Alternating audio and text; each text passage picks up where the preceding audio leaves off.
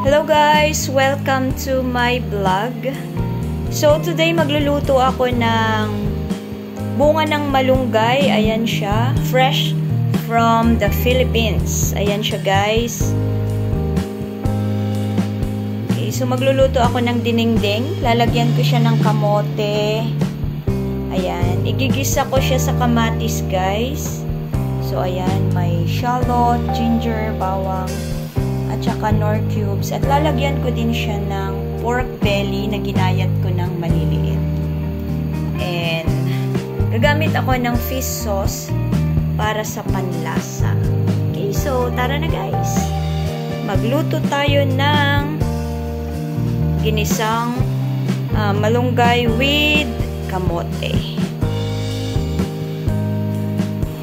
So iluto ko muna itong pork belly. Ayan siya guys. Palalambutin muna natin yan.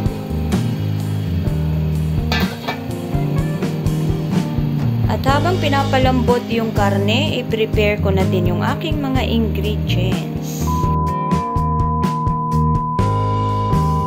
So, unahin natin i-slice at i-prepare ang mga sangkap na to guys. Kamote, kamatis, shallot, garlic, and ginger. Slice natin ang kamatis.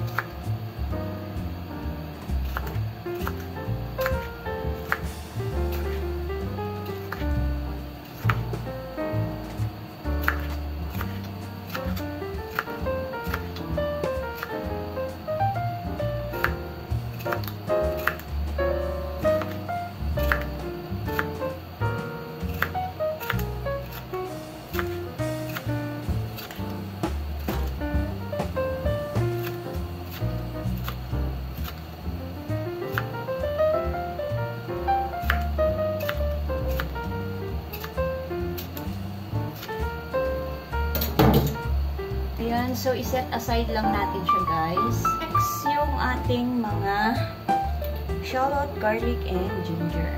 So ayan, and then iset aside din natin ito. Next is ang kamote. So gagamit ako ng peeler para mas mabilis yung pagbabalat. Okay, so ito na siya guys, and then i-slice lang.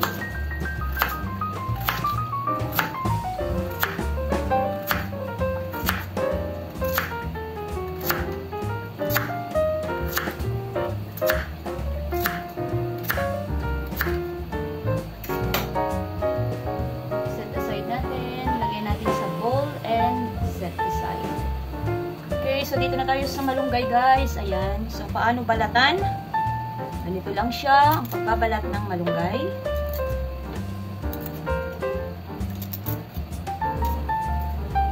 Ayan, guys. Tanggalin natin yun. Ganito. Ayan, ilalagay ko lang dito sa strainer.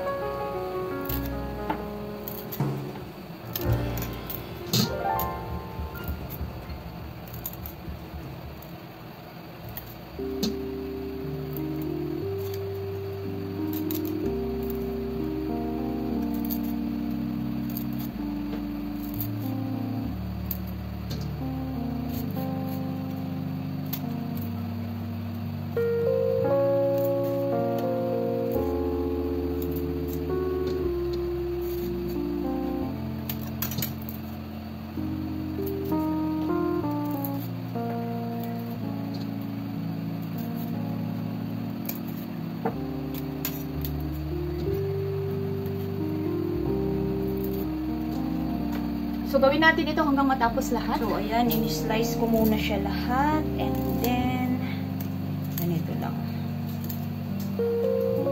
Para mas madali siya,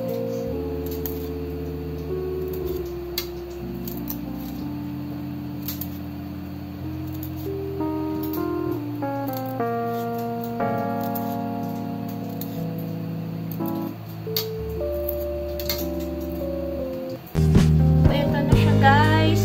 Hugasan ko muna siya and ready na ang pagluluto. Ready na ang mga ingredients ko, guys. Ayan siya. Luto na tayo. At ito na rin yung karne.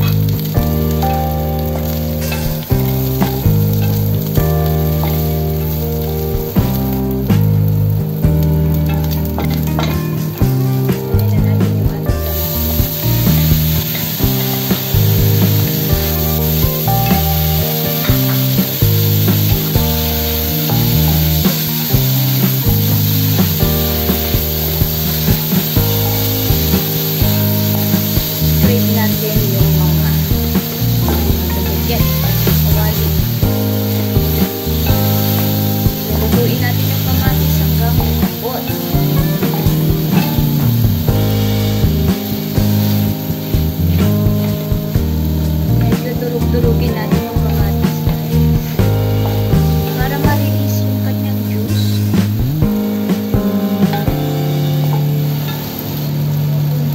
Lagay na natin yung malunggay.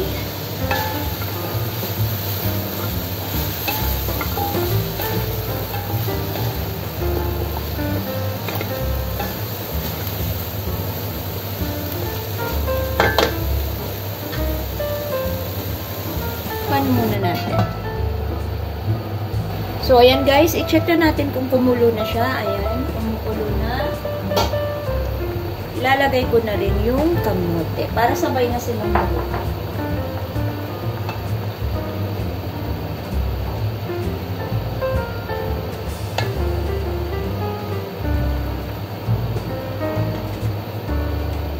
Takpan ulit natin.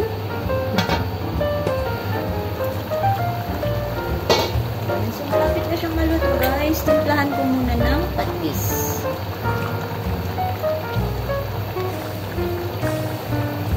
So, ayan.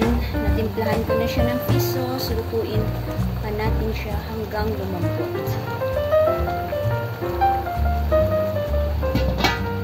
So, i-check na natin, guys. Ayan. Ito na. Malambot na din ang kamote.